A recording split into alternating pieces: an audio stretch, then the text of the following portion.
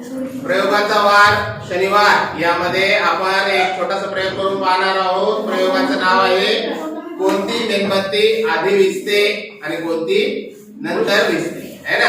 असा सिंपल प्रयोग आहे। या प्रयोगासाठी लागणारं साहित्य आपण इथं पाहत आहोत। 3 मेणबत्त्या आहेत, काडीपेटी आहे आणि काडीपेटीच्या सहाय्याने मेणबत्ती आपण पेटवलेले आहे। आता हा जो काचेचा ग्लास आहे हा पारदर्शक आहे, है ना। काच हे पारदर्शक पदार्थ आहे, तर तुम्हाला बाहेरून दिसते की कोणती मेणबत्ती ही आधी विझत आहे। तर आपण अशा प्रकारे ग्लास ठेवूया उपडा, अतिशय सावकाश पद्धतीने याच्यावर ठेवूया, म्हणजे आपल्याला ओळखू येईल की कोणती मेणबत्ती आधी विझते व कोणती मेणबत्ती ही।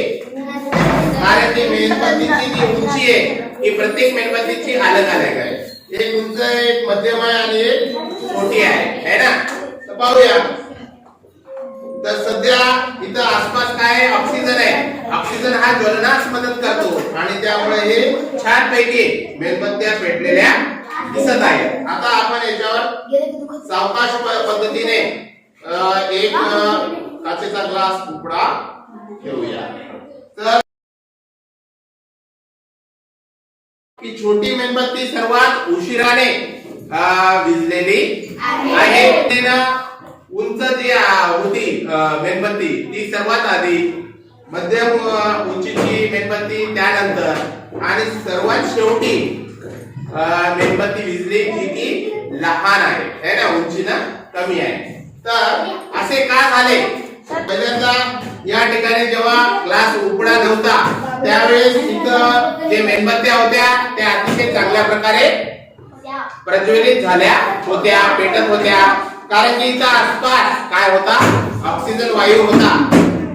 त्यानंतर आपण त्याच्यावर ग्लास उपडा ठेवला, त्यामुळे जे उंच मेणबत्ती होते ती आधी विझली। त्याचं कारण म्हणजे ऑक्सिजन लेवल खालच्या साईडला आणि वर एखादी वस्तू पेटते तर त्यातून जे वायू निघते त्याचं नाव आहे कार्बन डायऑक्साइड वायू।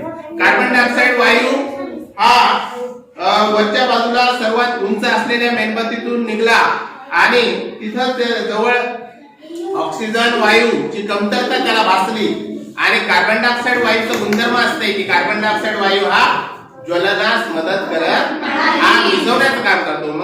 म्हणून कार्बन डायऑक्साइडचं प्रमाण जास्त, ऑक्सिजनचं कमी, त्यामुळे सर्वात आधी उंच मेणबत्ती विझली। त्यानंतर सर्वात लहान मेणबत्ती उशिराने का विझली असेल तर मेणबत्ती ही सर्वात उंचीने कमी होते आणि तिच्या वरच्या भागाला ऑक्सिजनचा साठा जास्त होता।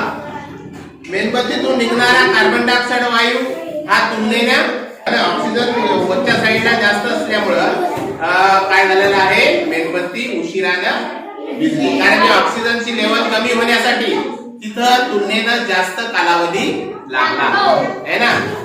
आणि कार्बन डायऑक्साइड वायू शेवटी काय झाला, ग्लास मध्ये पूर्णपणे पसरला आणि तिन्ही सुद्धा मेणबत्त्या विझल्या, परंतु मेणबत्ती विझण्याचा वेळ हा अलग अलग होता। तर आवडला तुम्हाला प्रयोग? तर तुम्ही सुद्धा हा प्रयोग घरी करून नक्की पहा, तुम्हाला आनंद मिळेल। धन्यवाद।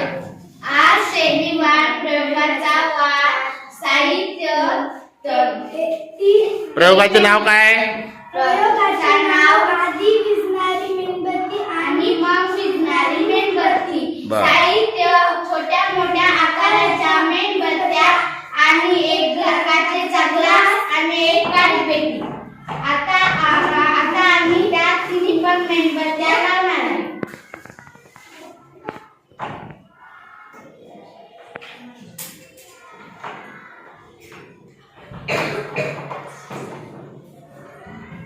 आता त्या 3 मेणबत्त्या लावल्या आहे आणि ते काचेचा ग्लास हळूहळू याच्यावर झाकायचा, उपडा ठेवायचा आहे।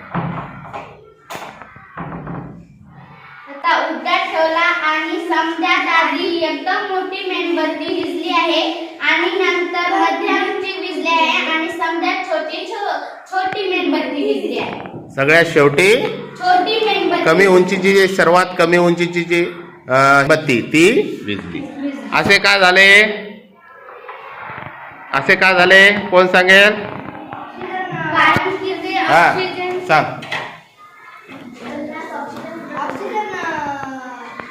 ची कमतरता ऑक्सिजन बनण्यास मदत करतो. हो.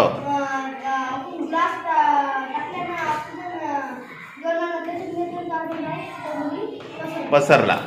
Very good. ग्लास फुटला. मेणबत्ती विजली.